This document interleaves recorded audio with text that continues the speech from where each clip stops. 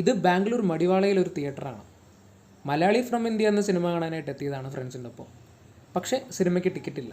അത് കാരണം വർഷങ്ങൾക്ക് ശേഷം വന്ന് സിനിമ കാണാൻ പോവുകയാണ്. ഇവിടെയുള്ള പോസ്റ്റേഴ്സ് കണ്ടോ? ഒരു മലയാള സിനിമ ആരാധകൻ എന്ന രീതിയിൽ ഏറ്റവും അധികം സന്തോഷം നൽകുന്ന കാര്യമാണ്. കാരണം ബാംഗ്ലൂർ ഇവിടെ കാണുന്നത് മുഴുവൻ നമ്മുടെ സിനിമകളുടെ പോസ്റ്റേഴ്സാണ്. ആവേശം, മലയാളി ഫ്രം ഇന്ത്യ ആൻഡ് വർഷങ്ങൾക്ക് ശേഷം. അപ്പോൾ നമുക്ക് ഡയറക്റ്റ് റിവ്യൂയിലേക്ക് കടക്കാം. നമസ്കാരം, ഞാൻ അജിത്ത്. ഞാൻ ഇന്നാണ് വർഷങ്ങൾക്ക് ശേഷം വന്ന സിനിമ കണ്ടത്. ആവേശം 2ൽ കൂടുതൽ തവണ തിയേറ്ററിൽ പോയി കണ്ടിരുന്നു. പക്ഷേ വർഷങ്ങൾക്ക് ശേഷം കാണാൻ എന്തോ മിക്സഡ് റിവ്യൂ കിട്ടിയതുകൊണ്ട് അവസരം കിട്ടിയിരുന്നില്ല. പക്ഷേ ഇന്ന് മലയാളി ഫ്രം ഇന്ത്യ എന്ന സിനിമ കാണാൻ പോയപ്പോൾ ടിക്കറ്റ് കിട്ടിയിരുന്നില്ല. അപ്പോൾ നമ്മൾ നേരെ വർഷങ്ങൾക്ക് ശേഷം വന്ന് സിനിമ കാണാനായിട്ട് പോയി.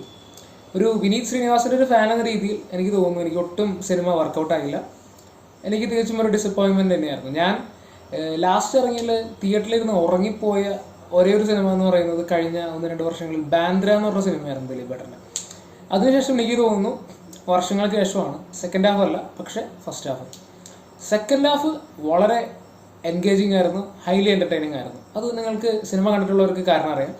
നിവിൻ പോളിയുടെ പെർഫോമൻസ്, ഒരു സിനിമ ആ ഒരു വ്യക്തിയുടെ പെർഫോമൻസ് കൊണ്ട് മാത്രം താങ്ങി നിർത്തുന്ന ഒരു അവസ്ഥ ചുരുക്കം സിനിമകളിൽ ഉണ്ടായിട്ടുള്ളൂ. അതുപോലൊരു സിനിമയായിട്ടാണ് എനിക്ക് വർഷങ്ങൾക്ക് ശേഷം തോന്നിയത്. ഞാൻ ഇന്നലെ സിനിമയെ കുറിച്ച് ട്വിറ്ററിലൊക്കെ നോക്കിയപ്പോൾ ഏതാണ്ടൊരു 75 കോടിക്കടുത്ത് കളക്ഷൻ കിട്ടിയിട്ടുണ്ട് സിനിമ. നല്ല സക്സസ്ഫുൾ ആയിട്ടുള്ള സിനിമയാണ്, ഇത്രയും വലിയൊരു ക്ലാഷ് ഉണ്ടായിട്ട് പോലും. പക്ഷേ പേഴ്സണലി ഒട്ടും തന്നെ സാറ്റിസ്ഫൈ ചെയ്യാത്തൊരു സിനിമയായിരുന്നു. പല കാരണങ്ങളുണ്ട്. എനിക്ക് തോന്നുന്നു അതിൽ ഏറ്റവും വലിയ കാരണം ഫസ്റ്റ് ഹാഫ് ഒട്ടും തന്നെ ഇമോഷണലി എനിക്ക് കണക്റ്റ് ആയില്ല ക്യാരക്ടേഴ്സ്. പിന്നെ വിനീത് ശ്രീനിവാസൻ്റെ ഏത് സിനിമ നോക്കുമ്പോഴും ഞാൻ ഏറ്റവും അധികം നോട്ടീസ് ചെയ്തിട്ടുള്ള കാര്യം ആ ഒരു സിനിമയുടെ ക്യാരക്ടേഴ്സും ആ കറക്റ്റ് ഇമോഷൻസുമായിട്ട് മ്യൂസിക് പുള്ളി എങ്ങനെ ബ്ലെൻഡ് ചെയ്ത് കൊണ്ടിരുന്നതാണ്. അതിൽ അഗ്രഗണ്യനാണ് പുള്ളി. ആ ഒരു മാജിക്ക് ഈ സിനിമയിൽ എന്തോ എനിക്ക് വർക്കൗട്ട് ആയിരുന്നില്ല. പുള്ളിയുടെ ഭൂരിഭാഗം സിനിമകളിലും ഷാൻ റഹ്മാനാണ് മ്യൂസിക് ചെയ്തിരുന്നത്. കഴിഞ്ഞ സിനിമകളിൽ മാത്രമായിരുന്നു വ്യത്യാസം, ഹേഷാം അബ്ദുൽ വഹാബ്. പക്ഷേ അതൊരു ഗംഭീര വർക്കായിരുന്നു, ഞാൻ സാറ്റിസ്ഫൈഡ് ആയിരുന്നു. പക്ഷേ ഇങ്ങോട്ട് വരുമ്പോൾ എന്തോ ആ സിനിമകളിലൊന്നും കിട്ടിയൊരു ഗും എനിക്ക് മ്യൂസിക്കിന് കിട്ടിയില്ല എന്ന് തോന്നുന്നു. പേഴ്സണലി 2 പാട്ടുകൾ എനിക്ക് വളരെയധികം ഇഷ്ടപ്പെട്ടു. ബാക്ക്ഗ്രൗണ്ട് സ്കോർ എനിക്ക് ആവറേജ് എന്ന രീതിയിലാണ് തോന്നിയത്.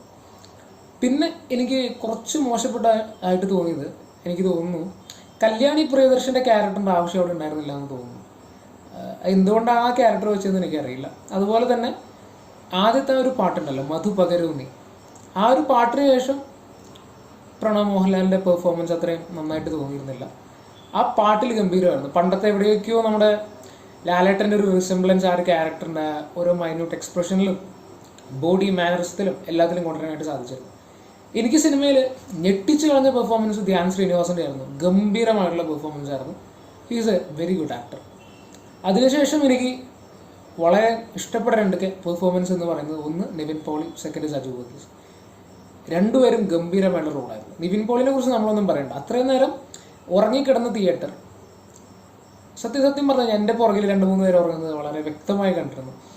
അപ്പോൾ ഉറങ്ങിക്കിടന്ന തിയേറ്ററിനെ കുറച്ച് ഉണർത്തിയത് നിവിൻ പോളിയുടെ ഇൻട്രോയും അതിനുശേഷമുള്ള നിതിൻ മോളിയുടെ പെർഫോമൻസും ആയിരുന്നു. അത് വളരെ രസകരമായിട്ട് വന്നിരുന്നു. തിയേറ്ററിൽ നല്ല രീതിയിൽ തന്നെ ഹ്യൂമർ വർക്കൗട്ടായിരുന്നു.